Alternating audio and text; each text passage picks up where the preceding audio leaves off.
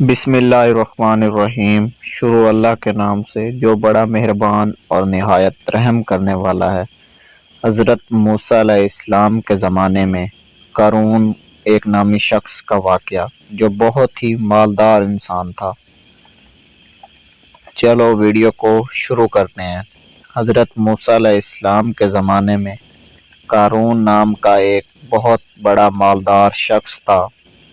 سورۃ قصص میں بیان ہوا ہے کہ اسے اللہ تعالیٰ نے اتنے خزانے عطا کر رکھے تھے کہ ان کی کنجیاں اٹھانا ہی آدمیوں کی ایک جماعت کے لیے بھاری بوجھ تھا، مگر ان نعمتوں پر شکر گزاری کرنے کی بجائے فخر و غرور اور نمائش و دکھاوا اس کا معمول تھا۔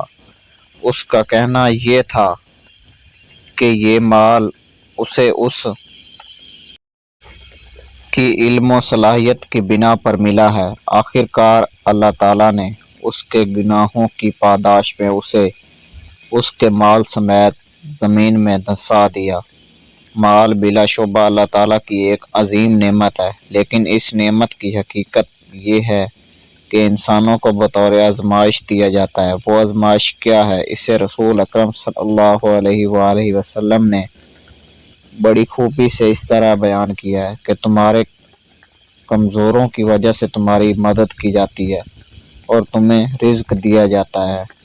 اس دنیا میں جس کو جو ملا ہے صرف اللہ تعالیٰ کی عطا سے ملا ہے۔ عام مشاہدہ ہے کہ دنیا میں بڑے بڑے ذہین اور باصلاحیت لوگ جوتیاں چڑھانے پھرتے ہیں اور بے ہنر لوگ دیکھتے ہی دیکھتے مالدار ہو جاتے ہیں۔ لوگ اسے قسمت کہتے ہیں، در حقیقت یہ اللہ تعالیٰ کی اپنی تقسیم ہے۔ یہ تقسیم ہمیشہ غیر متوازی کی جاتی ہے۔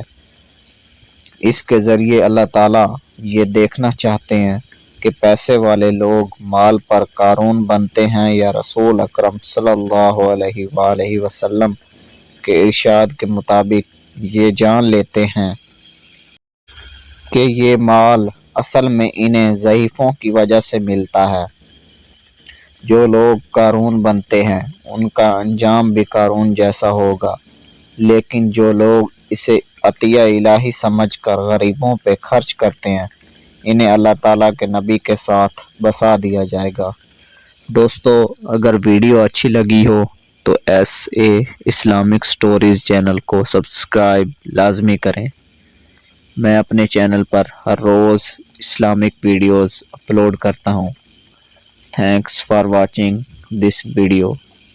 چینل سے جڑے رہیے۔